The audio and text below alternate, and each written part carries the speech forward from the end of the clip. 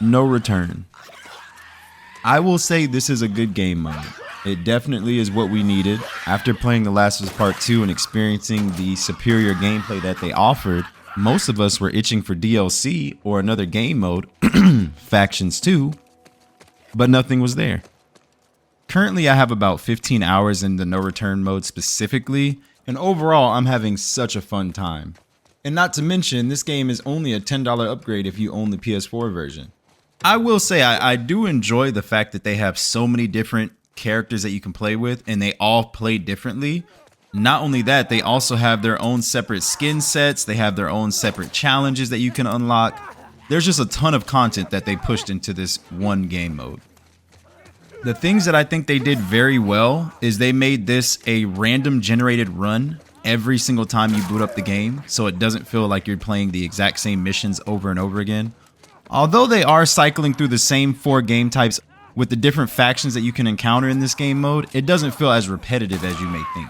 I also do think all the in-game features that they added in is pretty thought out considering it plays to the game. So basically this game, you only have one life. If you screw up, you have to start all over again with a new run completely. They have a specific in-game feature called Dead Drop. It's basically a mailbox that's requesting items. It could be a medkit, it could be a molly, it could be a trip mine, or it could be a combination of the two. And let's say you're in a run and it's requesting a medkit and a trip mine. Now, you can put those items in and risk not having those items for the rest of the encounter, or you could keep those items and risk the high reward item afterwards that could help you push through the rest of the run. I thought that was cool. It's kind of a high risk, high reward gameplay in the middle of a very tense moment where you're trying to figure out, am I going to survive this match and should I do this given what's going to happen next? Another thing that I thought that was pretty cool, I haven't got too far on it yet. I am playing the game on Grounded and I'm getting my fucking ass whooped. I'm not even going to lie. But having the bloater as the first boss, then you have the theater stalker as the second boss, and then you have the rattlers as the third boss. It just goes on and on and on. So at the very end of your run, it's not the same repetitive bloater fight that you're having. And it looks like I haven't even unlocked the rest of the bosses. And at the end, it's going to be a random one that it generates on the map. As much as some people may think that this mode was just attached onto the remaster, I do think that they spent a little bit of time and effort to make this game mode as fun as possible. But I do feel in some areas this game mode was rushed out, probably due to the lack of game modes and some characters having more content than others. So yeah, there are a few areas where this game mode could have some improvements. But I will say overall, you can definitely see that they tried to some degree. But overall, the game mode is fun. It's worth $10. It's easily worth $70 if you haven't played the game yet. And I will continue to return to this game just to play No Return. Now, with everything in life, you gotta accept the good with the bad. And even though I may still be playing this game mode a lot in the future, I do think that there are some areas that could take this game from feeling unpolished and improve it to a fully polished experience. I don't know if this happens to everybody, but this bug that I'm encountering is way too consistent. It is a certain scenario where anytime you pick up items, if you pick up alcohol, rags, scissors, all types of shit around the map, the screen jitters. It's like you're having in-game lag, but in an offline game. It makes no sense to me. It's very distracting, and it can easily take you out of the game or cause you to die. This game is a looter shooter where you're going to be looting non-stop, and every time you loot, it drops frames and it causes jitter on the screen. It's annoying. There was one encounter where I picked up a few items and the game lagged so bad that it was literally at a frame per second for like 5 seconds. I had to literally pause the game in order to stop it from lagging. Unfortunately, I couldn't capture the footage because I wasn't recording at that time. But given that PlayStation allows you to save the previous couple seconds or minutes, I tried to save it there. And unfortunately, the worst part of the lag was skipped in the save. I'll put the footage up to show that I'm not lying about this, but unfortunately, you'll see that it just skips forward. And honestly, I don't even have to put this footage up. I will, but I don't have to because all throughout the clips that you're seeing in the background, it's lagging like heck when I pick up stuff. Just pay attention and you'll see it. I will say out of everything that I'm going to mention in this video, that right there is a must fix and it will make this game 10 times better. This game has been out for a couple weeks now, probably a month at this point. That jitterbug shit should have been patched day 1. If it's not day 1, it should have been day 2. And if you release on Saturday, day 3 on Monday. I just don't see how the company doesn't see this bug as a must fix. Like, it needs to be fixed immediately. From my experience, that was the only bug I encountered. So everything else is really just quality of life and polishing on the game. But that one, yeah, it's gotta go Naughty Dog. What are we doing? Now listen up. The next few things I'm going to mention, I think everybody will benefit from. This is strictly quality of life, and it will improve the user experience tenfold. The first thing, considering that this game mode is only about 6 encounters per run, and if you die early on, you have to restart on a different run, why is there not a quick ready up in the in-game menu? So if you die and you see all your stats of all your runs and you see the little billboard in the back and it shows where you failed, why is there not a ready up button for the next one? So you don't have to reselect your character, you don't have to reselect your difficulty, you don't have to reselect your skin, you don't have to do all this extra shit. You could just say ready up, new run, boom bow, in-game already. Next thing, it should have ready up, same run, just in case you just were enjoying that run so much and you want to see if you could actually pass it, you know, give yourself your own personal record or something. Why is that not a capability? And then third on that list, give up, go back to the main menu or back out to the main menu and just restart with a different character. They give you 3 options at the end. That's all I'm asking for.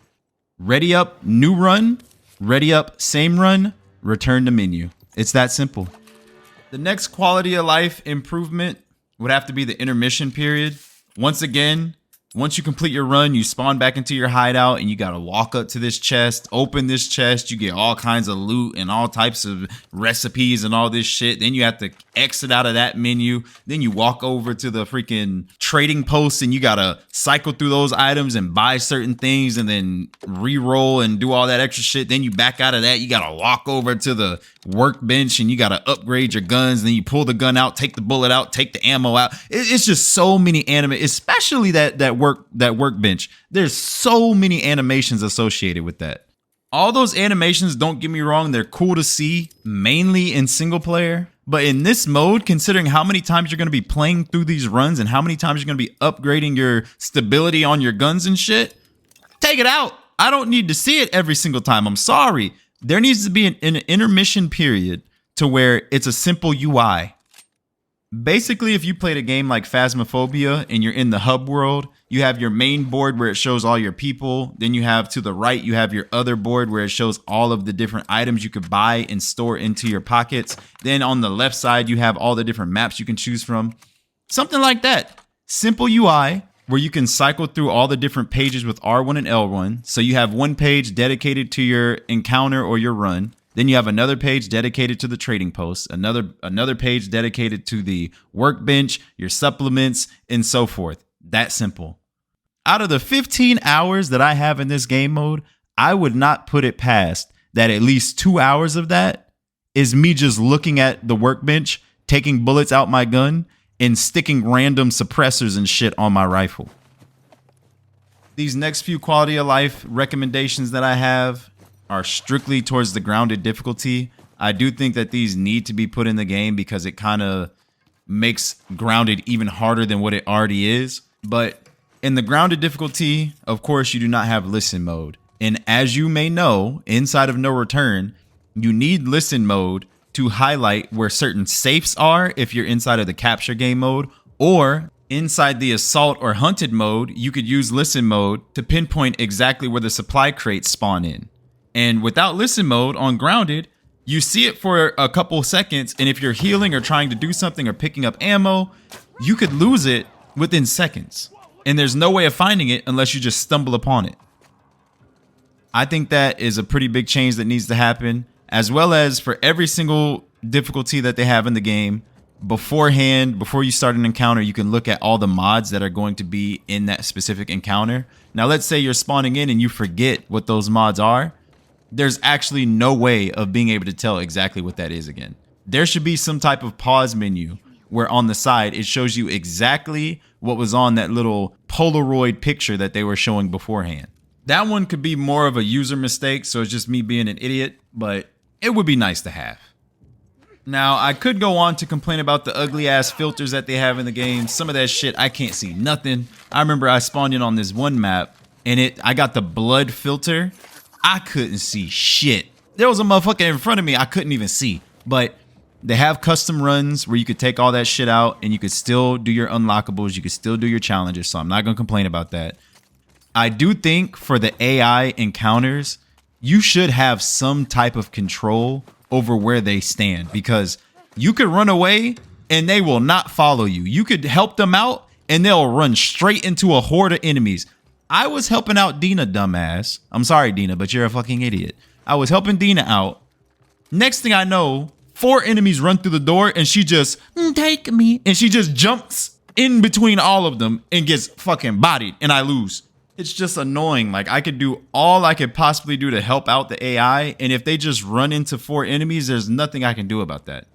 Overall, it's a good game mode. If you have the PS4 version, upgrading to the PS5 version is only $10, so definitely support that. We do not want to be paying $70 for another remaster or another remake. Come on now, $10 upgrade, I'll take it. It's a fun time. It gives me a reason to return back to the amazing gameplay in The Last of Us Part 2. Sure, I would rather Faction 2 to be out instead of No Return, but I tried this whole video not to mention it too much, but Factions 2, all they had to do, make about 4 to 5 maps, not even anything too crazy. 4v4 mode, 5v5 mode, depending on the map size.